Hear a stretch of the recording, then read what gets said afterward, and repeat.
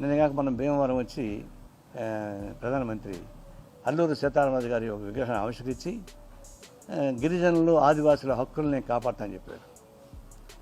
గిరిజనులు ఆదివాసుల కోసం పోరాటం సాగించింది ఎవరండి? మన్యంలో అల్లూరి సీతారామరాజు.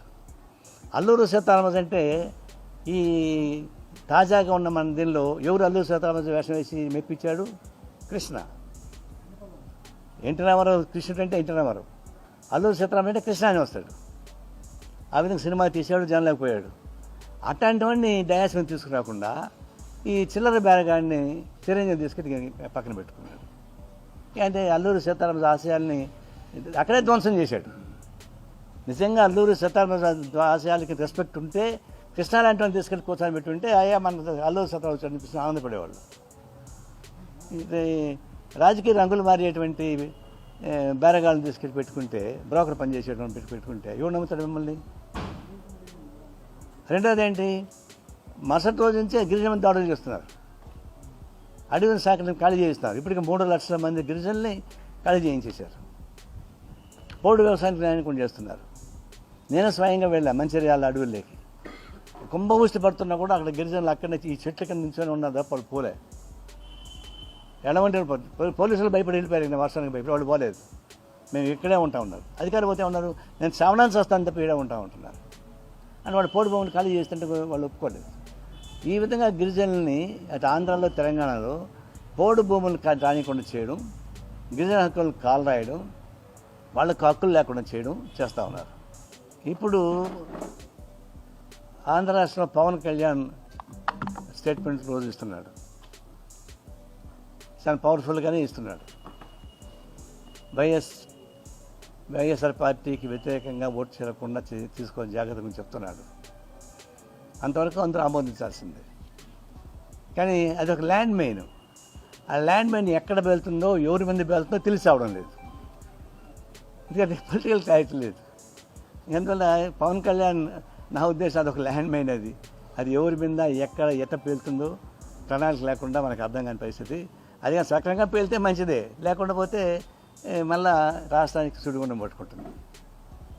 ఇప్పటికైనా వైసీపీ పార్టీ అనుసరించే విధాన వైఖరికి వ్యతిరేకంగా అందరూ కలిసి ఓటుకుంటే మంచిదే, ఆహ్వానిస్తున్నాం.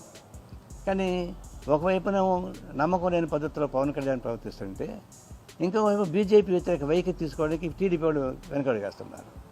ఇంకా ఈ రాష్ట్రానికి ఎట్లా పరిష్కారం దొరుకుతుంది, రాజకీయ పరిష్కారం? నేను మీ నాగేంద్ర, రాష్ట్ర చిరంజీవి యువత అధికార ప్రతినిధి మరియు జనసేన పార్టీ రాష్ట్ర కార్యదర్శిని. ఈరోజు ఒక ముసలి కుక్క, ఒక ముసలి నక్క, సిపిఐ నారాయణ, నారాయణ అరే అంటున్నాను ఏమనుకోవద్దు, నా తండ్రితో సమానంగా చూసి మా జనసేన పార్టీ వాళ్ళు మీ భార్య చనిపోతే ఆ టైంలో వచ్చి పెద్దామ చనిపోయిందని నివాళులు అర్పించాం. కొంచెం అన్నా ఇంగిత జ్ఞానం ఉందారా నీకు? ఈరోజు భారతరత్న స్థాయిలో ఉన్న మన చిరంజీవి గారిని చిరంజీవి చిల్లర బేరగాడా నువ్వు బ్రోకరేజం చేసావరా ఇడియట్? నీ వయసు ఎంతరా? సిగ్గులేదా నీకు? మొన్న మీ భార్య చచ్చిపోతే మేము నివాళులు అర్పించాం. ఏందో నువ్వు ఇడ్లీ, నీ చికెన్, నీ బతుకెంతరా? నువ్వురా ఏందేందో మాట్లాడుతున్నావు. నువ్వు ఎవడు చిల్లరిస్తే ఈ స్థాయికి వచ్చినావు? అసలు నీ బతుకెంత? సిపిఐలో నీ బతుకెంత? నువ్వు ఎక్కడన్నా ఒక వార్డు మెంబర్ కాగలరా? జాతీయ కార్యదర్శి నిన్ను కాకుండా పెట్టుకున్నారు. బృహన్నల ఆడంగిల వేదవనం. నువ్వా మాట్లాడేది? మా చిరంజీవి గారిని, మా పవన్ కళ్యాణ్ గారిని ల్యాండ్ మైన్ అంట. రే నీ గుండెల్లో బేల్తాదరా రేపు ఇడియట్? నువ్వా మాట్లాడేది మమ్మల్ని? నీ బతుకెంత? ఈరోజు చెప్తున్నా విను. నువ్వు అన్నావు చిరంజీవి గారు Krishna, yes we are also welcome Krishna and family. నువ్వేందో పెద్ద తోరూపుగా చెప్తున్నావే కుక్క, ఇడియట్. ఏం మాట్లాడుతున్నావు నువ్వు? అంత వయసు వచ్చింది, ఇంగిత జ్ఞానం ఉందరా నువ్వు? చీమకు కూడా హాని చేయని, ప్రపంచంలో మదర్ తెరిసా తర్వాత అత్యంత సేవ చేసినటువంటి చిరంజీవి గారిని నీ నోటుకొచ్చి మాట్లాడతావా? నాలుక చీరుస్తాం మళ్ళీ మాట్లాడితే కొడక, జాగ్రత్త. పవన్ కళ్యాణ్ ఆయన ల్యాండ్ మైన్ అంటే ఎక్కడ పెడతావో తెలియదంట. ముందు నీ గుండెల్లో వెళ్తాదరా ఇడియట్. నీకు గౌరవం ఇచ్చి, వయసుకు గౌరవం ఇచ్చి మాట్లాడితే ఇదే నువ్వు చేసే పని. జాగ్రత్త. మళ్ళీ చిరంజీవి గారి గురించి గాని పవన్ కళ్యాణ్ గారి గురించి గాని అసలు నీ బ్రతికెంత? నీ రాజకీయ ఎత్తుగడలు నా తొక్క తోలు అంటున్నావు కదా, నీ రాజకీయ ఎత్తుగడలేదురా? ఏంది నీ బతుకు? ఎవరురా నీకు భిక్ష వేసేది? ఆ నీకు భిక్ష వేసే భిక్షగాడికి చెప్పు. మళ్ళీ చిరంజీవి గురించి గాని పవన్ కళ్యాణ్ గురించి మాట్లాడితే నీ నాలుక కోస్తామని చెప్పి నువ్వేం పిక్కుంటావో పిక్కురా. నీకు దమ్ము, నీకు వయసుకిరే, నా తండ్రి వయసులో ఉండవు, బిడ్డల వయసులో నువ్వు మా దగ్గర మాట్లాడించుకోవచ్చా? ఇడియట్, నువ్వేంట్రా మాట్లాడేది? మళ్ళీ ఒకసారి చెప్తున్నావు, నీకు దమ్ముంటే, నీకు ధైర్యం ఉంటే రా, చర్చికి రా.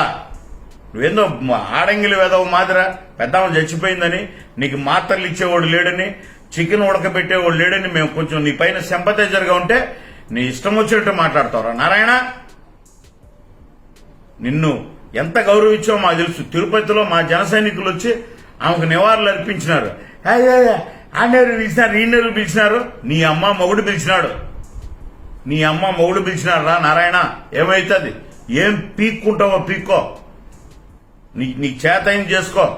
ఒక చిరంజీవి యువత అధికార ప్రతినిధిగా, ఒక జనసేన పార్టీ రాష్ట్ర కార్యదర్శిగా నీకు ఛాలెంజ్ చేస్తున్నా, నీకు చేతైన చేసుకోరా నారాయణ.